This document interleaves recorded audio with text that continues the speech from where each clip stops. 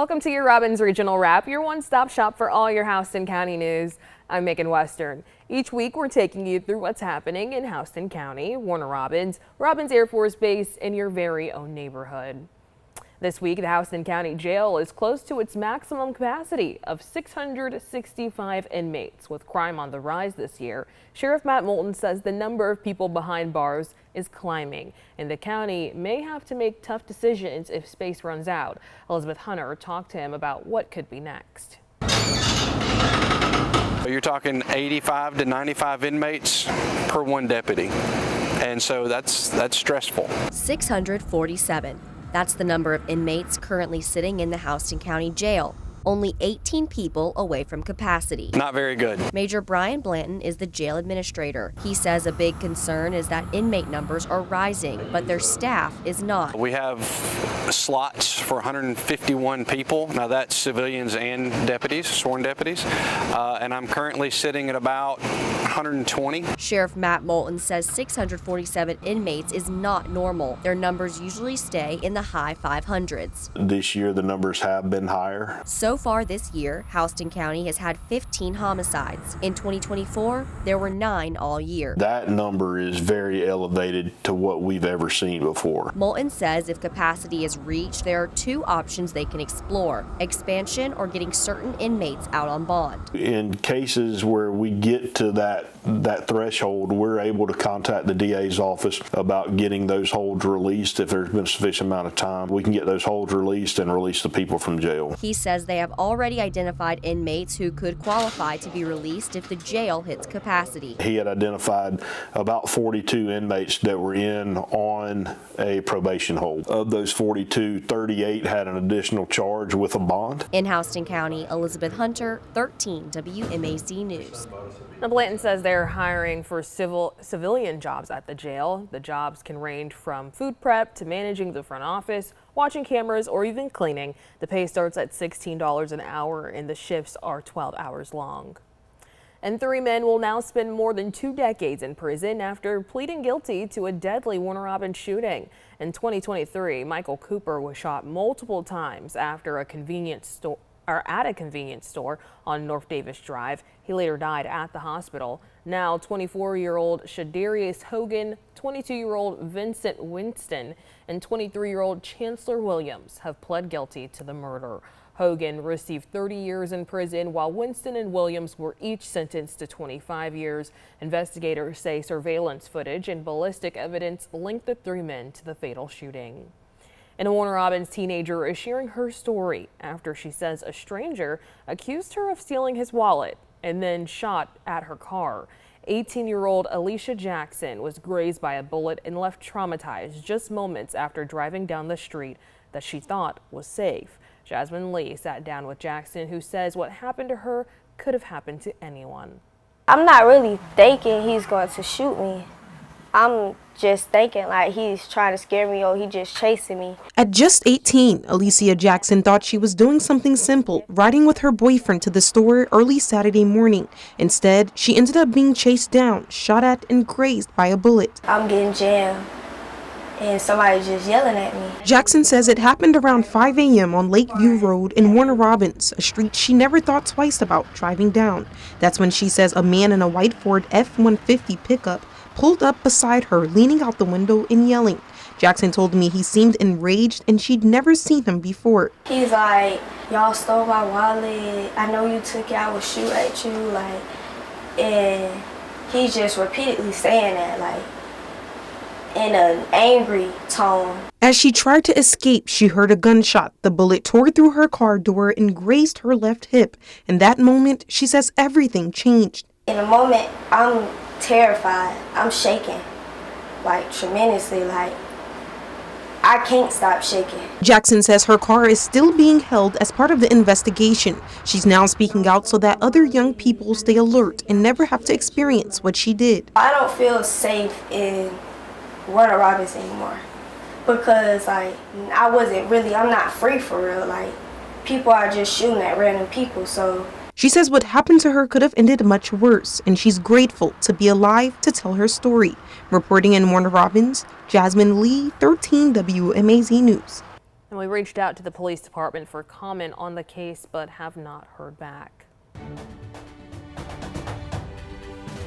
And this week, conversations filled social media surrounding the murder of Charlie Kirk. And now some people are questioning the Houston County School District after they say 2 employees mocked Charlie Kirk's death on social media. Elizabeth Hunter spoke to one parent who said she's not only concerned, but wondering what they're teaching in the classroom. They react with joy and celebration when a man loses their life.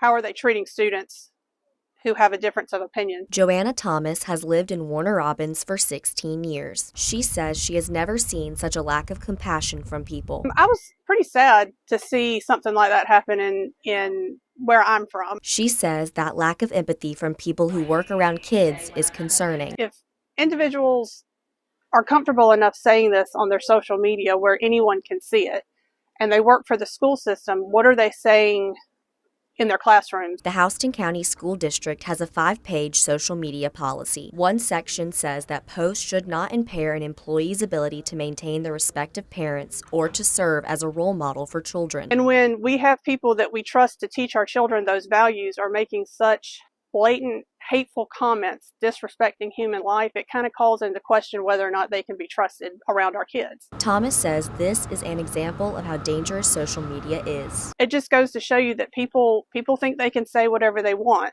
and that they're safe because they're saying it from their phone or from a computer. But, I mean, words have impact. The school district responded with a statement that said, in part, behavior like this does not align with the values of the Houston County School District. Please be assured that the matter is being thoroughly handled. In Houston County, Elizabeth Hunter, 13 WMAZ News. The school district said they would not provide any additional details until this issue is handled. CBS News reports schools and businesses across the country are facing similar situations. While free speech protections vary by state, the First Amendment does not apply to private workplaces. That means private sector workers often have little protection from being fired for political comments. However, teachers are public employees and work for the government. Some argue this means they have more First Amendment protections.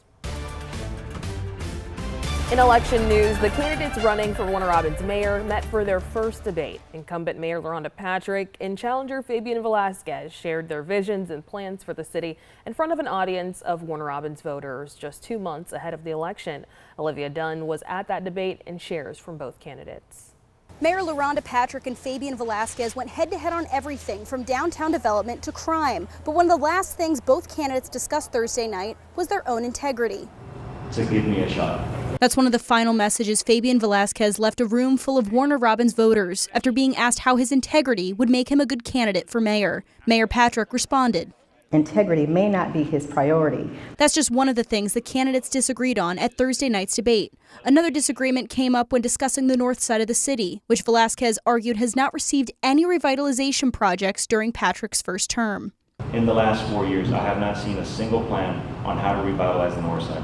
Mayor Patrick responded and said that the majority of her projects focused on that area. The majority of projects that happen under my leadership happen on the north side of town, especially when it comes to investments by the city of Warner Robins. Education and experience were also a hotly debated issue, with Patrick citing her current position in higher education making her prepared for the job. Our city deserves the best candidate who is prepared, who is educated, who is knowledgeable, and most importantly, who puts people over politics. Velasquez argued Warner Robins is a working class city and that higher education is not going to get the job done. This town needs more than pieces of paper and degrees. It needs someone that has a plan. And the mayoral election is scheduled for November 4th. Reporting in Warner Robins, Olivia Dunn, 13 WMAZ News. 3 city council seats are also up for re-election in Warner Robins this November.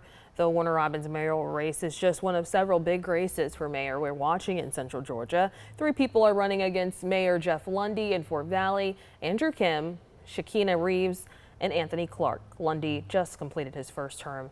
And in Perry, incumbent Randall Walker will face challenger Christopher Smith. Mayor Walker has led the city since 2019. Now, many Georgians are getting sticker shock, especially at the grocery store. Beef prices are skyrocketing skyrocketing. USDA data shows the average cost of a pound of ground beef jumped 14% in the past year. Now the price hike is affecting restaurants and what you pay for your meals. Madison Rick spoke to one Fort Valley restaurant owner who's introducing a new surcharge. You have a hot dog and some chili, you can easily just make a scrambled dog. Like any business person, Jeffrey Hall says running a restaurant has its challenges. Well, running a restaurant and any other business for that matter has its own challenges. You know, it's more than, just the fluctuation of food. He's owned the Railroad Cafe for 10 years. Hall says beef prices aren't what they used to be. So it's went up almost double. Since we've started. And that's 10 years ago. I remember it being less than $3 a pound for ground chuck when we started out. And, now in certain markets, it's over $10 a pound. When you take a look at their menu, some items may be more expensive, like their burgers, and that's because of rising beef prices. When customers sit down to order a burger, they'll now pay $2 more. And once I got word that, it wasn't going to make any changes, I was like, well, we've got to make some changes. And so, I just increased, the prices. I put just kind of like a Band-Aid on a busted water pipe. For now, I went up on, every burger $2. Hall says he tried for a long time to keep prices low, but rising costs forced his hand. But he says he's thinking of ways to get his prices back down for his customers. I think that'll be one way that I can approach it moving forward. If the prices stay high, that way it gives people a choice up front, of like, okay, you want a 5-ounce, 7-ounce, or 5-ounce, 6-ounce, or 7-ounce, or whatever, the choices may end up being. Reporting in Fort Valley, Madison Ricks, 13 WMAZ News. Hall says if beef prices do not go down by January, they'll include the surcharge in next year's new menu prices. And Centerville is facing a decision on its 2026 millage rate as city leaders propose a change that could affect homeowners and businesses. Elizabeth Hunter talked to Centerville's mayor about what the proposed rate could mean for you.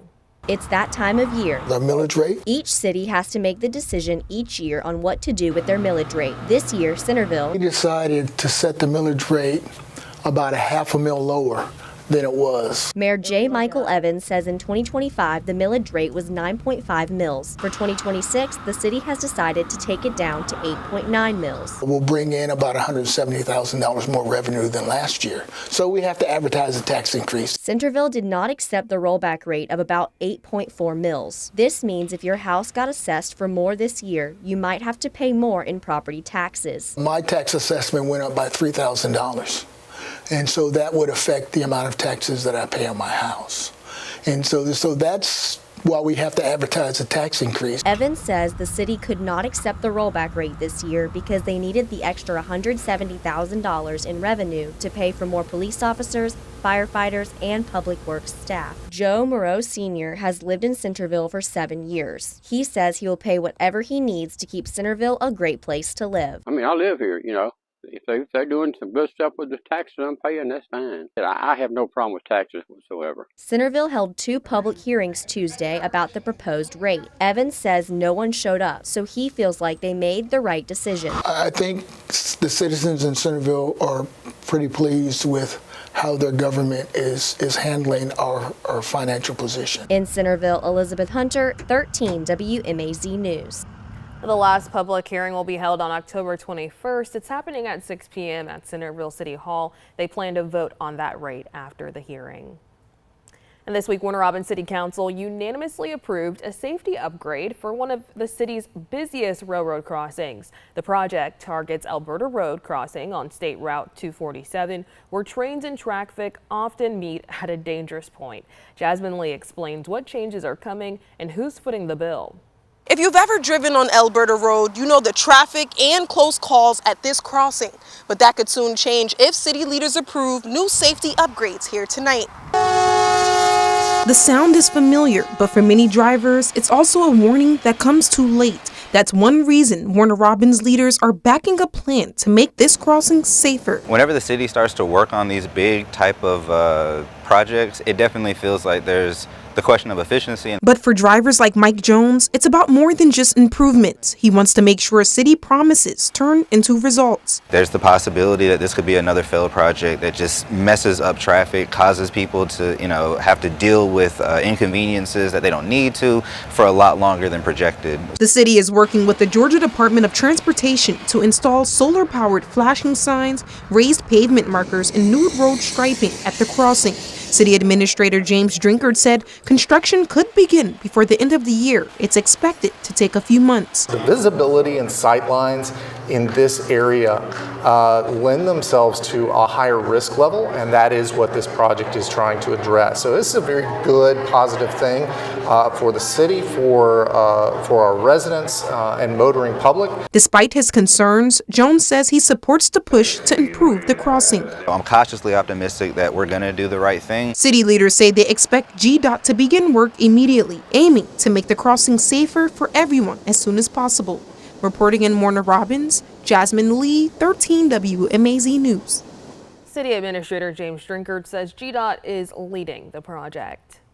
And yet another upgrade out of Warner Robins. Police plan to upgrade their crime-fighting technology with an AI-powered camera system. City Council approved a 5-year contract for the Flock safety platform. It's designed to help officers track suspects and monitor 911 calls in real time. Jasmine Lee breaks it down. When calls like this come in, every second counts. Warner Robins police are about to launch an AI-powered camera system called Flock Safety. They say it will integrate better with their current equipment. It's very similar to the one we currently have uses. We would still have donor sites that would allow us to view video footage straight from this map. Analyst John Richards told me the system will allow officers to monitor license plate readers, video feeds, and live maps, all from one platform. It includes 911 audio integration, alerting dispatchers in real time to callers using certain keywords. We'll be allowed to allocate a certain number of pole cameras, especially at major intersections where we have multiple wrecks or hit and runs. The first year cost just over $53,000, covered by state funds and existing software budgets. The remaining 4 years at $80,000 each will require annual council approval. Installation isn't underway yet, but Captain Eric Gossman expects hardware to roll out in the coming months. It will search all the current Flock cameras and give us leads on where it might be, whereas before we would have to go in and check each camera individually to look for that vehicle. When it's fully deployed, officers say Flock Safety will make investigating crimes faster and help Warner Robins streets safer. Reporting in Warner Robins, Jasmine Lee, 13 WMAZ News.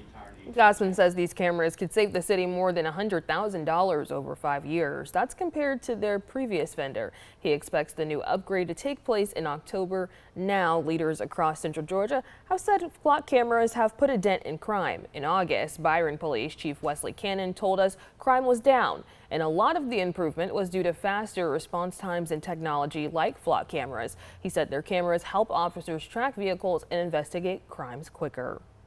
And Houston County officials want to upgrade the quality of life for folks who live in the northern part of the county with a new nature park. Leaders hosted a town hall to discuss plans for the new Echecony Creek Park. The original proposal includes a better parking lot, a boardwalk with wildlife viewing and fishing areas, a canoe and kayak launch, picnic benches, and walking trails, so lots of plans there.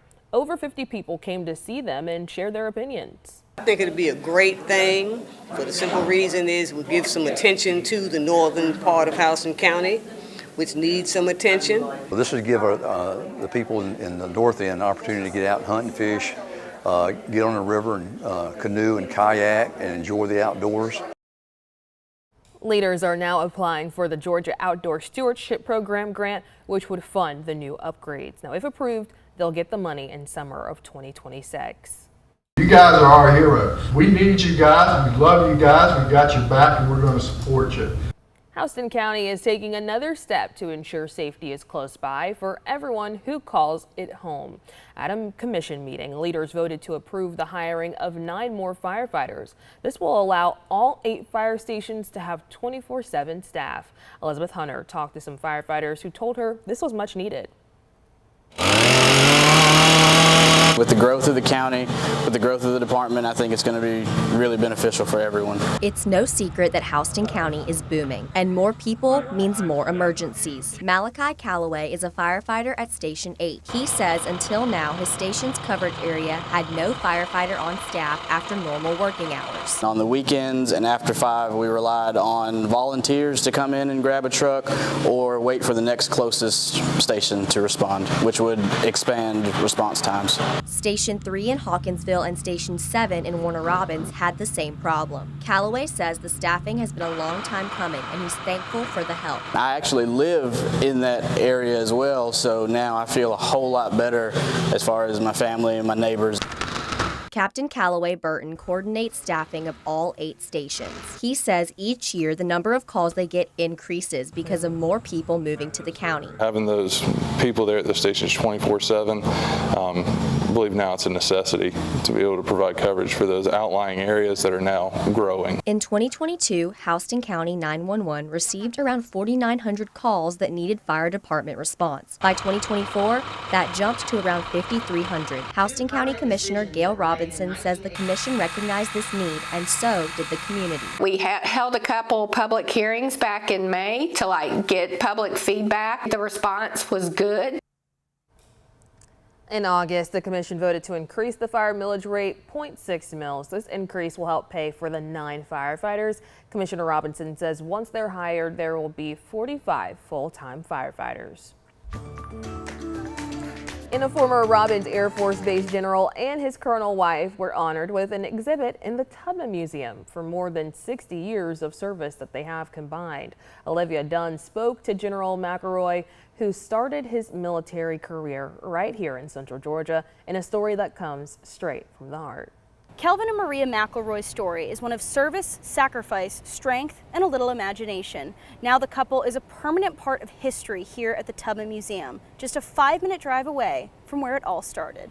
Sitting on my grandmother's front porch, East Macon, Georgia, sitting on the front porch, wondering, how can I see the world? Before he was a general, Kelvin McElroy was a Fort Hill native. He grew up in East Macon and decided the military was his way to see the world. Joining ROTC at Fort Valley State University, he started out in the Army, but that all changed when he met Maria. We met in Korea, so my first duty station was in Korea, so I met her, believe it or not, on a bus, going to an event, to an Air Force event. At the time I was in the Army. General McElroy joined the Air Force Reserve so he and Maria could stay together, and they did, through countless countries, states, and jobs. General McElroy's last stop was Brigadier General at Robins Air Force Base, a full circle moment for McElroy. From Fort Hill to Fort Valley to Fort Bliss, East Macon. Both he and his wife retired this August and earned a proclamation from the mayor and an exhibit in the Tubman Museum honoring their 69 years of service. He says the city gave him an opportunity to do more than see the world. It also gave him a chance to change it. General McElroy's mantra, life is what you imagine it to be. Life is what I imagine it to be. And from Macon, Georgia, my life has been what I have imagined it to be. The McElroy's exhibit is open for the public to see at the Tubman Museum during regular visiting hours. Reporting in Macon, Olivia Dunn, 13 WMAZ News. Colonel McElroy is enjoying retirement as an ROTC instructor in the couple's home state of Maryland, while General McElroy is headed to the Pentagon in October for his next assignment. In efforts to fight addiction took center stage in Warner Robins. I Hope and Georgia Recovers brought their recovery bus tour to the Middle Flint campus. The free event featured food, music, and speakers as part of National Recovery Month. Hundreds of people stopped by to enjoy the fun and to learn about addiction. Addiction is deadly, but recovery is real. And if people get past the stigma of seeking help, of reaching out for support, you'll find that there's over 900,000 Georgians in recovery. Now, as you heard, these organizers say the goal is to break the stigma around people seeking help. And Perry State Patrol Post wants to meet you, and not on the side of the road. They're holding their very first fall festival. Ellie Milliken explains why they're inviting both drivers and their kids. When you see that blue flash, most people think a ticket is coming. But the Georgia State Patrol wants to change how you react. It's not about, I'm gonna get you. That's not what it's about. I'm literally out in the street, on the interstate, in front of the schools, I'm out there to protect people. Rachel Iverson is a state trooper. She and her post secretary, Maria Carrasco, wanted to do community outreach and change the narrative of law enforcement as the enemy. She says that's how they came up with the Fall Festival. Get the kids to grow up with this sense that the police are safe. Between social media, it's hard to get that kind of reputation. So if we can teach them that we are human beings in this uniform. She says you can meet with officers, dunk a trooper, play games, and try out their simulators. Sergeant Derek Lumsden says he's excited. We're not this scary person in a uniform, that they can come up to us and talk to us if they need help. He's been with the State Patrol for 25 years. He and his team also hope more people will join them, like Alfred McCoy, a trooper for 2 years. Give us an opportunity to do meet and greets. Never know, we might have somebody that wants to do this line of work. Families can come out and enjoy a free event that will also feature officers from Warner Robins, Centerville, Perry, and Houston County. Iverson hopes to make it an annual festival. In Perry, Ellie Milliken, 13 WMAZ News. That event is happening Saturday, September 20th at 10 in the morning. It's free. You do have to pay for the food at the food trucks. Post 15 is over at 450 Larry Walker Parkway near the Georgia National Fairgrounds. Alrighty, before we let you go, let's get a look at some of the other events happening throughout the Robbins region. You can try special menu items at 20 restaurants across Warner Robins for Burger Week. It's underway right now. Props is hoping to reclaim their winning title. You can try all of the burgers for just $10 until September 28th. And fall is here, and it's time to start picking pumpkins. Saturday, September 20th, you can pick yours at Arena Acres Farm in Perry. They have pumpkins of all different sizes, colors, and varieties. Gates open from 9 a.m. until 2 p.m. Find them over at 2229 Kings Chapel Road. That's a wrap on what's happening throughout the Robbins region this week. If you have a Houston County story that you want to share with us, email us at news@13wmaz.com. Make sure you keep coming back each and every week to get all the Houston County news and the stories that matter to you. Thanks for joining us.